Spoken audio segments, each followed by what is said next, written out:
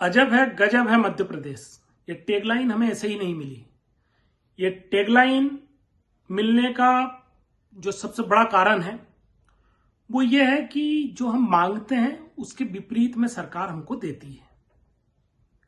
आप देख लीजिए, अभी हम मुआवजा मांग रहे हैं सोयाबीन का, एमएसपी मांग रहे हैं, तो सरकार ने हमारे को भावांतर स्कीम दे दी। ये वो स्कीम दी है जो 2017 में पूरी तरीके से फ्लॉप हो चुकी थी। किसानों ने इसे नकार दिया, उस समय के कृषि मंत्री ने नकार दिया, यहां तक कि जो नीति विश्लेषक होते हैं उन लोगों ने भी इसको नकार दिया। उसके बावजूद मध्य प्रदेश सरकार ने इस योजना को पुनः क्यों लागू किया, यह एक सबसे बड़ा प्रश्न खड़ा होता है। इस प्रश्न से में जो उत्तर आता है वो ये आता है कि ना तो किसानों ने डिमांड की थी, तो कौन ने डिमांड की, इससे फायदा किसको होना है? इससे सबसे बड़ा जो फायदा होना है वो इंडस्ट्री को होना है, सोया प्रोसेसिंग यूनिट को होना है। उनके डिमांड पर उनको फायदा देने के लिए मोहन यादव जी ने मध्य प्रदेश के जो 1 करोड़ किसान हैं उनकी आशाओं पर पानी फेर दिया है, उनकी उम्मीदों का गला घोट दिया है। वो चाहते थे कि मध्य प्रदेश सरकार एमएसपी पर सोयाबीन खरीदे, उसको ठुकरा दिया है। किसान चाहते हैं कि जो मध्य प्रदेश में नुकसान हुआ है उस नुकसानी की भरपाई के लिए मुआवजा दिया जाए। उस बात पे भी मुख्यमंत्री जी ने पानी फेर दिया है। इस साल एक तो हमको प्रकृति ने मार दी है, जिसके कारण सोयाबीन की करीब करीब 30 लाख हेक्टेयर जमीन की सोयाबीन बर्बाद हो चुकी है। अब दूसरी राजनीतिक स्वार्थ के कारण मार हमको लग रही है। जो मूल्य हमको मिलना चाहिए वो मूल्य अब भावांतर से नहीं मिलेगा, ये मान लीजिए। और ये एक सुनियोजित तरीके से किसानों को लूटने की योजना चालू की है।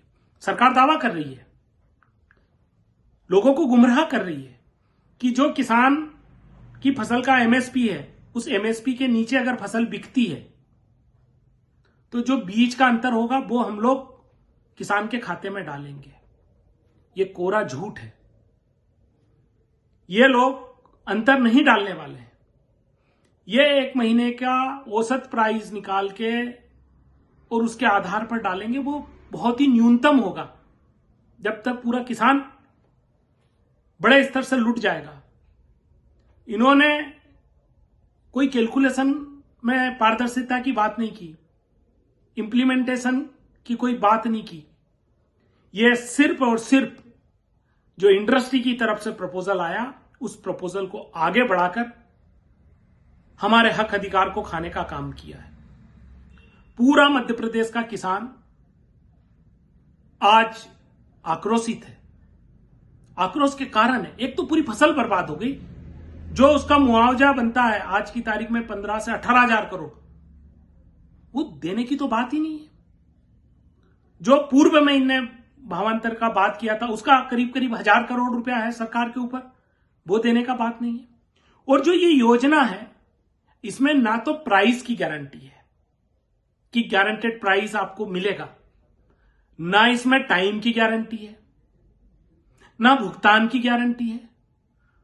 तो ऐसी योजना को जिसका किसान विरोध कर रहा है उसे लागू क्यों करना चाहती है सरकार?